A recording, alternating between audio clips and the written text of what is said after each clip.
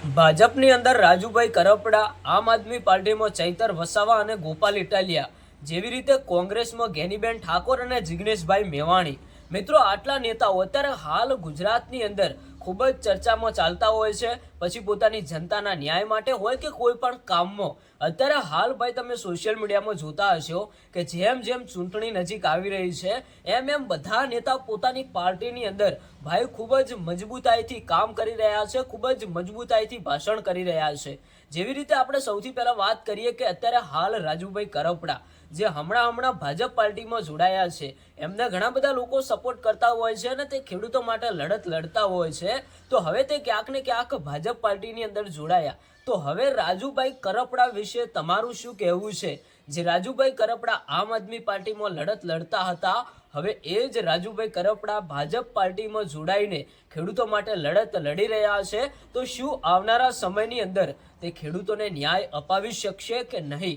એવી રીતે આપણે વાત કરીએ કે આમ આદમી પાર્ટી અત્યારે હાલ આમ આદમી પાર્ટીમાં ડેડિયાપાડાના ધારાસભ્ય ચૈતર વસાવા અને વિસાવદરના ધારાસભ્ય ગોપાલ ઇટાલિયા, આમ આદમી પાર્ટીમાં આ બંને નેતાઓ તમે જોતા હશો કે ક્યાંક ને ક્યાંક ભાઈ સરકાર સામે લડતા હોય, પોલીસ સામે લડતા હોય. કેમ ભાઈ? પોતાની જનતાના ન્યાય માટે, પોતાની જનતાના હક અધિકારના ન્યાય માટે આ બંને નેતાઓ ક્યાંક ને ક્યાંક સોશિયલ મીડિયાની અંદર ખૂબ જ એક્ટિવ રહેતા હોય છે, અથવા તો તે વારંવાર જેલમાં પણ જતા હોય છે. કેમ કે પોતાની જનતાને ન્યાય અપાવવા માટે થઈને.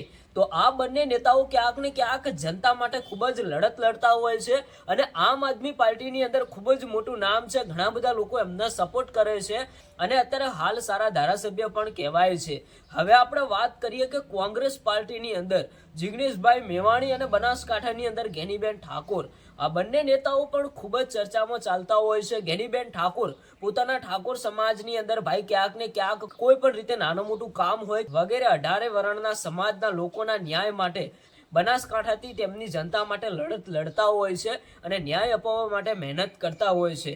એવી રીતે ભાઈ જિગ્નેશભાઈ મેવાણી પણ ક્યાંક ને ક્યાંક તમે બધા જોતા હશો કે જે દારૂ અને ડ્રગ્સના મુદ્દા માટે એ પણ સરકાર સામે લડત લડતા હોય છે. તો મિત્રો, આટલા નેતાઓ અત્યારે હાલ ગુજરાતના દરેક લોકો જાણે છે. આ ત્રણ પાર્ટીના ત્રણ નેતાઓ ભાઈ વાત કરીએ ને તો અત્યારે હાલ ગુજરાતની અંદર ખૂબ જ ચર્ચાનો વિષય બન્યા છે. આમ તો ભાઈ આમ આદમી પાર્ટીમાં 2 નેતાઓ, અત્યારે હાલ ભાજપની અંદર પણ બીજા ઘણા બધા નેતાઓ છે, સારું કામ પણ કરી રહ્યા છે. પણ અત્યારે હાલના સમયની વાત કરું છું કે રાજુભાઈ કરપડા એ ખૂબ જ ચર્ચામાં ચાલી રહ્યા છે અને કોંગ્રેસની અંદર પણ બીજા ઘણા બધા નેતાઓ છે, બીજા પણ નેતાઓ સારું કામ કરી રહ્યા છે. પણ ક્યાંક ને ક્યાંક જિગ્નેશભાઈ મેવાણી અને ગેનીબેન ઠાકોર આટલા નેતાઓને ગુજરાતના દરેક લોકો જાણતા હશે અને ક્યાંક ને ક્યાંક તેમના સમાચાર વધુ વાયુ વેગે ફેલાતા હોય છે. તમે આ નેતાઓ વિશે શું કહેવા માંગો છો અને આવનારી ચૂંટણીમાં તમે કઈ પાર્ટીને વોટ આપવાના છો એ પણ કોમેન્ટ કરીને જણાવતા જજો. કારણ કે અત્યારે હાલ આપણા ગુજરાતની અંદર સ્થાનિક સ્વરાજ્યની જે નવી ચૂંટણી આવી રહી છે એમાંથી ભાઈ ગામડે ગામડે રેલીઓ થઈ રહી છે, ગામડે ગામડે આ ત્રણેય પાર્ટીઓના પ્રચાર થઈ રહ્યા છે, ડીજે ચાલી રહ્યા છે. બધા લોકો કહે છે કે અમને વોટ આપો, અમે કામ કરીશું. ત્યારે ભાઈ જનતા પણ અત્યારે હાલ ક્યાંક ને ક્યાંક વોટ આપવા માટે મહેનત કરી રહી છે. એટલે કે જનતા કે અમને તો ભાઈ જે માણસ કામ કરતું હશે અમે એમને વોટ આપીશું. પછી પાર્ટી ભાઈ કોઈ પણ હોય, પાર્ટીથી અમારે લેવા દેવા નથી. અમને તો જે માણસ કામ કરે એને અમે વોટ આપવાના છીએ.